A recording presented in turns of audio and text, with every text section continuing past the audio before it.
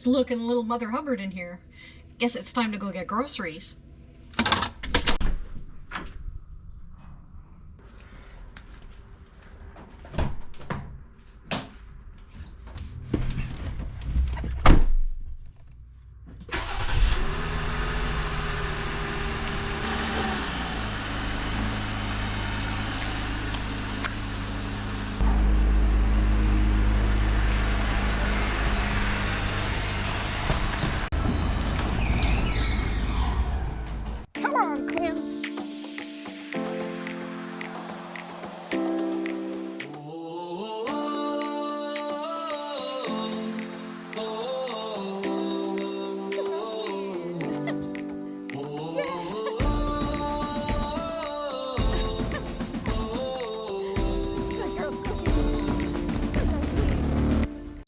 I find very interesting about Parksville is we are a small city of a little more than 13,000 people, and we have 4 large grocery store chains here, and we have a couple of small independents.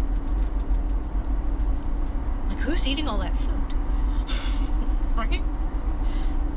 The other thing is, and I don't know if this is just a change in my own perspective, or if I really do have a proximity change living here.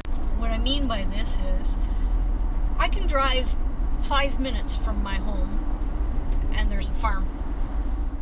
And right now we're going to the country butcher here in Arrington.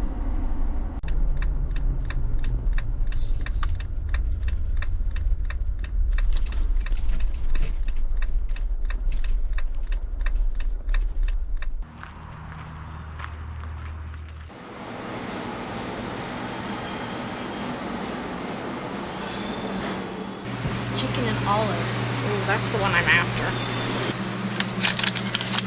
love these. Yeah. But yeah, no, we were. Yeah. You're back from Ireland. Yes, I had a good time. Too short. Was it? Yeah, 7 days.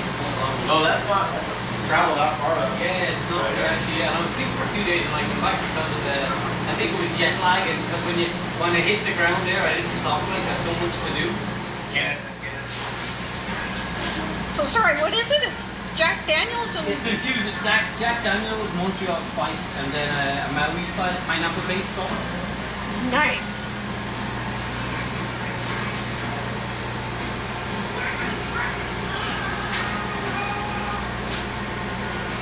Yeah, my wife cooks them with rice. Yeah. Oh, yeah. Really nice. That sounds great. Well, the thing about shopping with Mark is I ended up maybe doing a little more chatting than videoing. He's a very nice Irishman, and his products are so good. He raises the chicken and turkey on his farm, and lamb and pork, and he brings in AAA beef from Alberta. And if you order beef on the island and need it butchered, he's your guy. We're gonna head over to Silver Meadows now, and along the way I'd like to tell you a story that my late grandmother used to tell.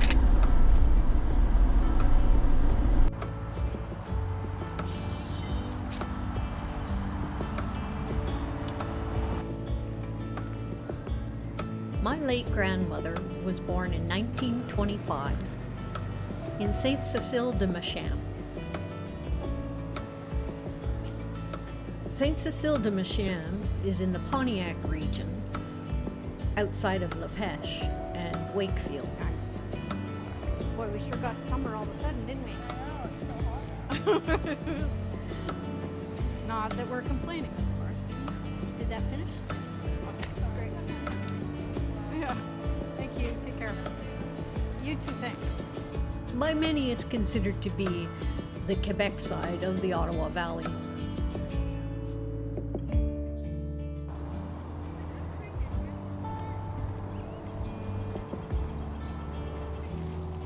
She was born in a lumberjack camp.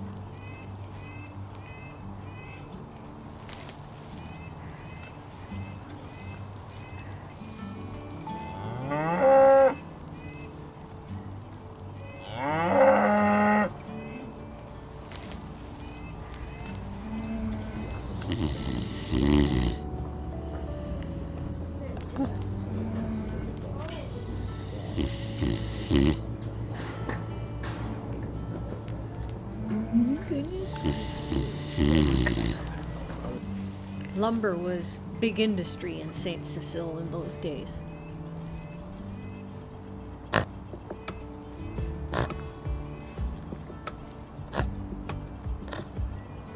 And my great-grandfather was a lumberjack.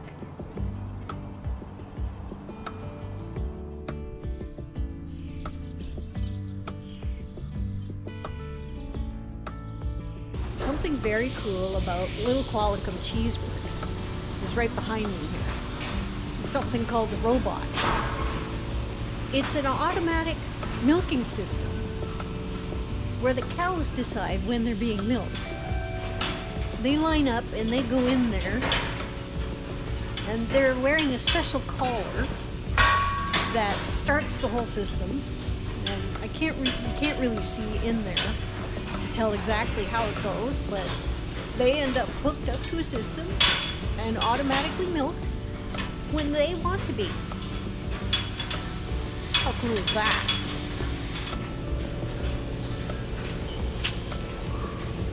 And they line up and they get a little testy with each other if they feel like they're waiting too long, it looks like. There's other automated systems that go on here that actually cleans the floors too. But this little guy here pushes the hay back into place. Here's the other way cool thing here at Little Qualicum Cheeseworks is there's a milk dispensary. The milk that they produce here, you either buy a bottle or you bring your own. And bottle goes in here. Large bottle. And you can buy a token inside. Press to fill.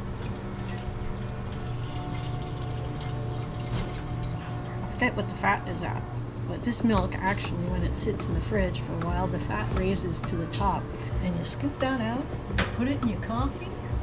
You never tasted something so good. And the other thing is, I can't drink milk from the grocery store, but I can drink this. Oh yeah. And then it does a sanitization.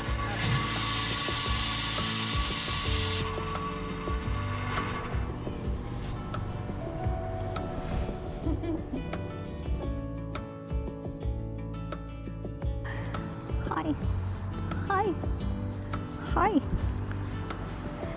Yeah, you're very sweet. Oh my goodness.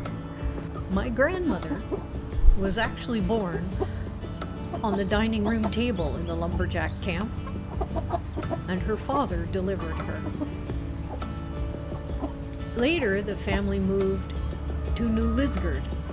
New Lisgard is in the Sudbury region, about 200 kilometers outside of Sudbury.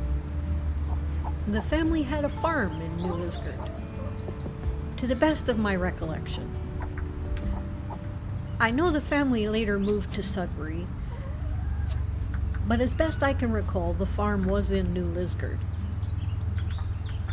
She told me that every so often, a man carrying a small bag and not having much more than the clothes on his back would knock on the door at the farm. Oh! And he would ask either, could he sleep in the barn, or was there any work on the farm that he could do?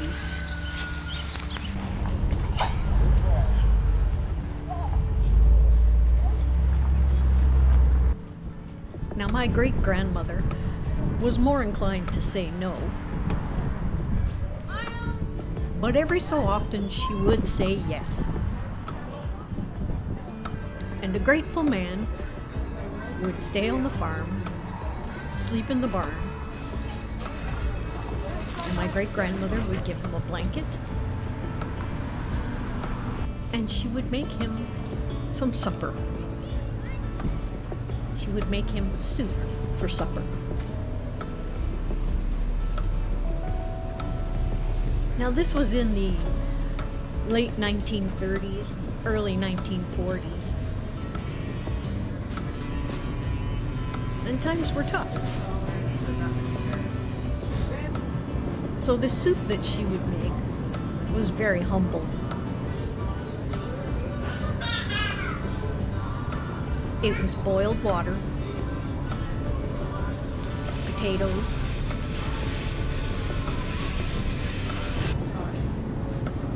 carrots, onions, salt and pepper. And he would have 2 slices of bread with his soup. My grandmother said she was often the one who would bring this man his soup for supper. She said it was always eagerly anticipated, and there was a lot of gratitude. And my grandmother said that often these men would tell her it was the best soup they've had in some time. And usually the praise was because it was made with kindness and because it was made on the farm.